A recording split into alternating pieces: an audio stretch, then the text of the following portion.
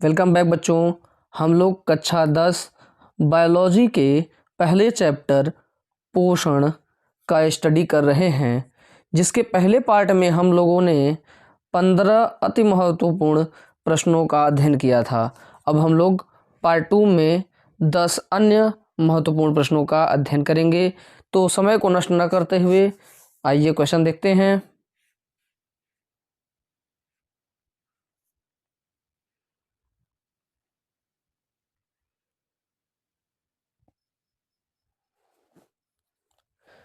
First question है, जठर रस स्रावित होता है।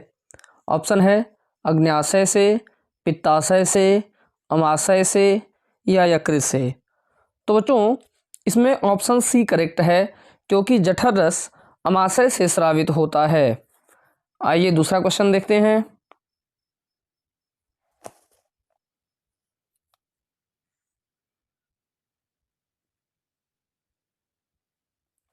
दूसरा क्वेश्चन है, स्ट्रिएप्सिन एंजाइम क्रिया करता है प्रोटीन पर, स्टार्च पर, वसा पर या लवणों पर। तो बच्चों स्ट्रिएप्सिन एंजाइम स्पेशली वसा पे वर्क करता है, वसा पे क्रिया करता है, इसलिए सी इज द करेक्ट आंसर। आइए अगला क्वेश्चन देखें।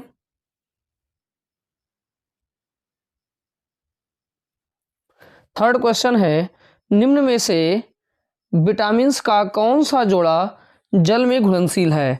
ऑप्शन है विटामिन ए तथा बी, विटामिन बी तथा सी, विटामिन सी तथा के और लास्ट है विटामिन डी तथा बी। बच्चों आपको पता होगा विटामिन ए, डी, ई, के ये वसा में घुलनशील विटामिन हैं, और विटामिन बी और विटामिन सी ये जल में घुलनशील विटामिन है, अर्थात यहाँ पर option B is the correct answer.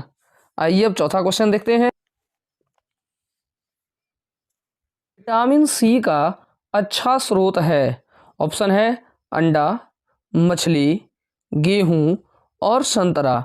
तो बच्चों आप ये जानते होंगे कि जितने भी खट्टे पदार्थ होते हैं उनमें विटामिन सी प्रचुर मात्रा में पाई जाती है, और संतरा खट्टा पदार्थ है, अर्थात option D is the correct answer. आइए अब पांचवा क्वेश्चन देखते हैं। बेरी रोग किस विटामिन की कमी से होता है। ऑप्शन है vitamin B1, vitamin बी2, vitamin B3 और विटामिन बी5। यहाँ पर बेरी रोग विटामिन बी1 की कमी से होता है, अर्थात option A is the correct answer. Vitamin B two की कमी से वृद्धि रुकना, असमय बुढ़ापा आना तथा जीभ पर छाले पड़ना आदि समस्याएं होती हैं, जबकि विटामिन बी3 की कमी से त्वचा पर दाद होना, फोड़े फुंसी होना तथा पाचन क्रिया में गड़बड़ी होना आदि समस्याएं होती हैं। विटामिन बी5 की कमी से लकवा मारना, पैरों में जलन, हाथ में जलन, सिर दर्द तथा अनिद्रा आदि बीमारियां होती हैं। निम्न में कौन सी विधि सही प्रकार से स्वपोषण की विधि है। ऑप्शन है अपने हाथों से भोजन पकाना व खाना, हरे पौधों में प्रकाश संश्लेषण, अमरबेल का परजीवी पोषण और उपरोक्त में से कोई नहीं। तो अपने हाथ से भोजन पकाना व खाना यह भी एक प्रकार का परपोषण है। अमरबेल का परजीवी पोषण यह भी एक प्रकार का परपोषी पोषण है, जबकि हरे पौधे में जो प्रकाश संश्लेषण होता है यह स्वपोषण है, अर्थात ऑप्शन बी बिल्कुल करेक्ट है, क्योंकि हरे पौधे कार्बन डाइऑक्साइड व H2O का उपयोग करके प्रकाश तथा पर्णहरिम की उपस्थिति में भोज्य पदार्थों का निर्माण स्वयं करते हैं, और यही प्रक्रिया ही प्रकाश संश्लेषण कहलाती है। आइए बच्चों अब अगला क्वेश्चन देखते हैं। प्रकाश संश्लेषण अभिक्रिया में मुक्त O2 का स्रोत होता है। ऑप्शन है कार्बन डाइऑक्साइड, H2O, ग्लूकोज तथा ATP। तो बच्चों यहाँ पर कार्बन डाइऑक्साइड से ऑक्सीजन गैस मुक्त नहीं होती है, बल्कि जल से मुक्त होती है, इसलिए option B is the correct answer. आइए अब 8वां क्वेश्चन देखते हैं। प्रकाश संश्लेषण की क्रिया में O2 गैस के रूप में मुक्त होकर किस संरचना से बाहर निकलती है। ऑप्शन है रंध्र, वातरंध्र, बाह्य त्वचा और वलकुट।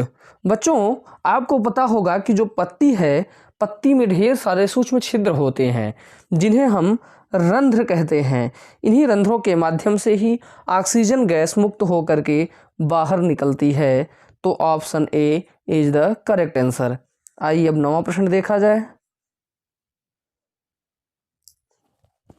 प्रकाश की उपस्थिति में एडीपी से एटीपी के निर्माण की प्रक्रिया को कहते हैं। ऑप्शन है ऑक्सीकृत फास्फोरिलेशन, फोटोफास्फोरिलेशन, फास्फोरिलेशन और इनमें से कोई नहीं।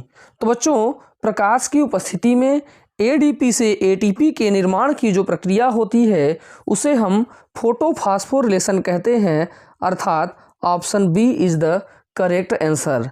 आइए अब हम लोग 10वें प्रश्न का अध्ययन करेंगे। प्रकाश संश्लेषण क्रिया का अंतिम उत्पाद है। तो यहाँ पर ऑप्शन दिया हुआ है प्रोटीन, वसा, मंड और खनिज लवण। बच्चों, आपको ये पता होगा कि प्रकाश संश्लेषण की क्रिया में ग्लूकोज, ऑक्सीजन व H2O का निर्माण होता है, जो पादपों की कोशिकाओं में मंड के रूप में परिवर्तित होकर के संचित हो जाते हैं, स्टार्च के रूप में संचित हो जाते हैं। तो बच्चों, यहाँ पर ऑप्शन सी बिल्कुल करेक्ट है। आज के वीडियो में इतना ही। अब शेष प्रश्न अगली वीडियो में मिलेगा। तब तक आप लोग पढ़ाई में व्यस्त रहिए, स्वस्थ रहिए, मस्त रहिए और चैनल को सब्सक्राइब, लाइक और शेयर